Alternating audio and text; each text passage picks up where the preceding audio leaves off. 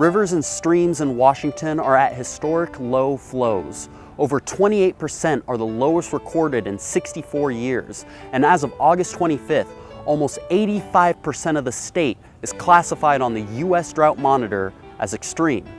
With our watersheds in danger, water conservation at home becomes even more important.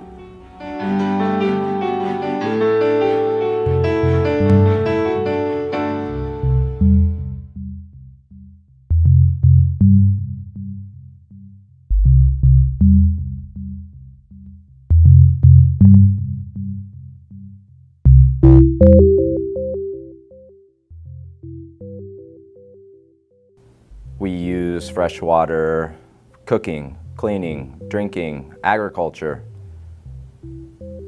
That in itself speaks volumes to the importance of fresh water. Water is life. That sounds really cliche, but we couldn't function as a civilization if we didn't have water. The water is the blood of the ecosystem, carries the nutrients where they need to go, and it's required by every organism. So something to think about.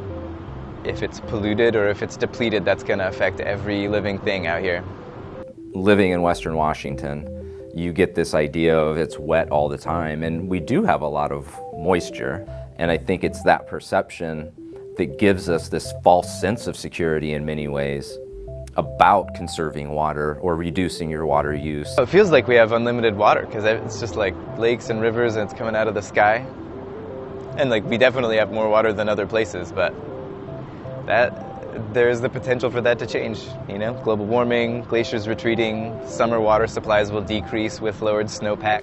People are often, again, lulled into this sense of overabundance because the earth is mostly composed of water through the oceans and salt water. But water that's usable for humans needs to be groundwater or fresh water. And I think we, as a species, just need to be really careful in how we use it. Only 2.5% of all the water that exists on Earth is actually fresh water.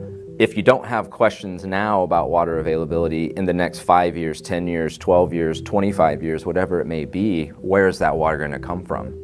And especially as urban areas continue to expand and accommodate more people in the United States, it's going to become imperative that we figure out ways to reclaim spent water. I mean, this is really a global problem.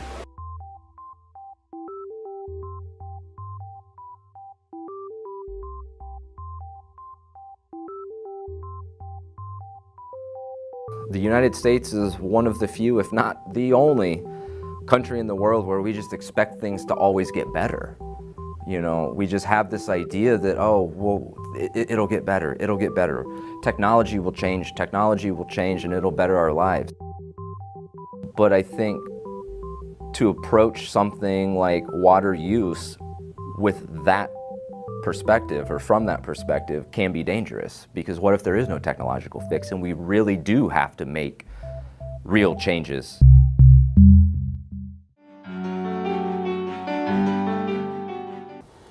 As you may know, the leading cause of preventable death in the United States is tobacco use. About 450,000 deaths, premature deaths every year. Second is obesity. 350 to 400,000 deaths a year, premature deaths, are directly attributable to being overweight. Salmon, if there were more of it and it were reasonably